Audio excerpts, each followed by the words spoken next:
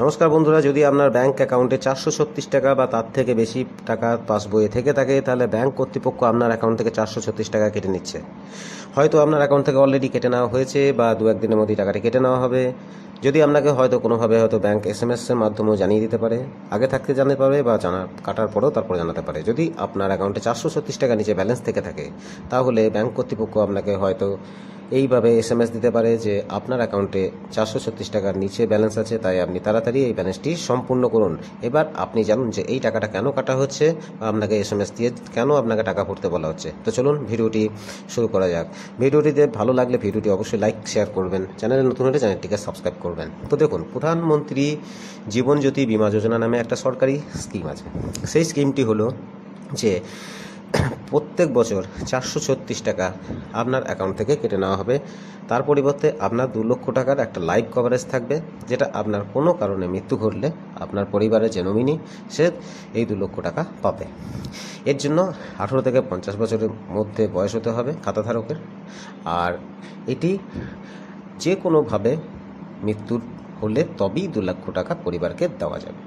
এইবার কথা হচ্ছে যে আপনার অ্যাকাউন্টটি যখন খোলা হয়েছিল, তখন আপনাকে না জানিয়ে ব্যাংক কর্তৃপক্ষ ওখানে আপনার কাছ থেকে সিগনেচার করিয়ে নিয়েছে। তার জন্য আপনি ব্যাংকে গিয়ে বললেও ব্যাংক কর্তৃপক্ষ আপনাকে দেখিয়ে দেবে যে সেখানে আপনার সিগনেচার আছে, যেটা আপনি জানেন না। কারণ ব্যাংকের ম্যানেজার বা ব্যাংক কর্তৃপক্ষ চায় যেরকমভাবে হোক কাস্টমারের কাছ থেকে নানা রকমের ইন্স্যুরেন্স করিয়ে নেওয়ার জন্য। তাই ব্যাপার হচ্ছে এখন এটাই যে আপনার যদি এই ইন্স্যুরেন্সটা ভালো লেগে থাকে তাহলে এটা চলতে দিন।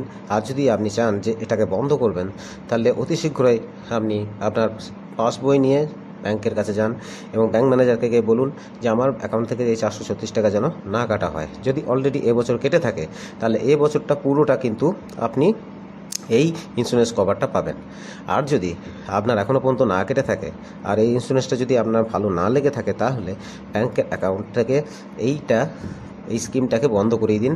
তাড়াতাড়ি গিয়ে ব্যাংক ম্যানেজারকে বললে ব্যাংক ম্যানেজার আপনার এটাকে বন্ধ করে দিতে পারে। তো এবার কথা হচ্ছে এই যে এই প্রধানমন্ত্রী জীবনজ্যোতি বীমা যোজনা, এটি যাদের অ্যাকাউন্টে প্রত্যেক বছর কেটে নেওয়া হচ্ছে টাকাটা, হয়তো বহু লোক এটা জানিই না যে তার এই টাকাটা কেন কাটা হচ্ছে, বা অনেকজনের হয়তো মৃত্যু হয়ে গেছে এবং তার পরিবার সে টাকাও হয়তো পায়নি।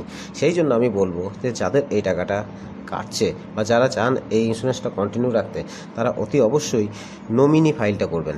নমিনি যেন অবশ্যই করে আসবেন। ব্যাংকে গিয়ে বলবেন যে আমি প্রধানমন্ত্রী জীবনজ্যোতি বীমা যোজনার নমিনি করাতে চাই, এবং আপনি আপনার পরিবারের সদস্যকে নমিনি করবেন এবং তারপর আপনি পরিবারকে এটা জানিয়েও রাখবেন। কারণ কোনো কারণে কিছু হয়ে গেলে আপনার নমিনিকে জানিয়ে না রাখলে এই 2 লক্ষ টাকা কিন্তু আপনি কোনোভাবেই পাচ্ছেন না। দ্বিতীয় কথা হচ্ছে এই, যদি আপনার ইন্স্যুরেন্সটা ভালো না লাগে, তাহলে এটি গিয়ে কিন্তু আপনি বন্ধ করে আসবেন। ব্যাংকে গিয়ে বললে ব্যাংক কর্তৃপক্ষ আর 436 টাকা কাটবে না। আবার যদি এরকম হয় যে আপনার অ্যাকাউন্টে ঠিক এই টাইমে যদি 436 টাকা নিচে ব্যালেন্স থেকে থাকে, তাহলেও কিন্তু এটি ব্যাংক অ্যাকাউন্ট থেকে ডেবিট হবে না।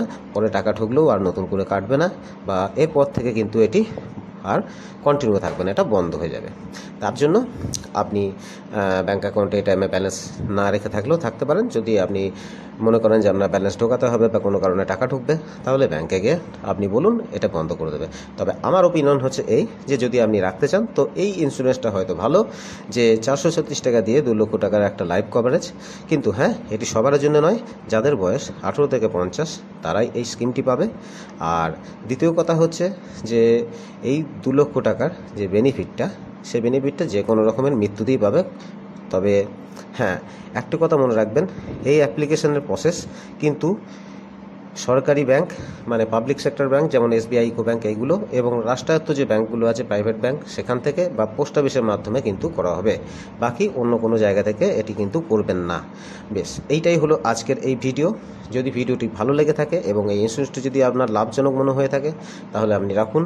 আর যদি আপনার মনে হয় যে ইন্স্যুরেন্সটি আপনার ভালো লাগছে না, তাহলে অবশ্যই এটাকে গিয়ে বন্ধ করে আসুন। ভিডিওটি ভালো লাগলে ভিডিওটি সকলের সঙ্গে শেয়ার করবেন। চ্যানেল নতুন হলে চ্যানেলটিকে সাবস্ক্রাইব করবেন। এই ধরনের বিভিন্ন রকমের তথ্য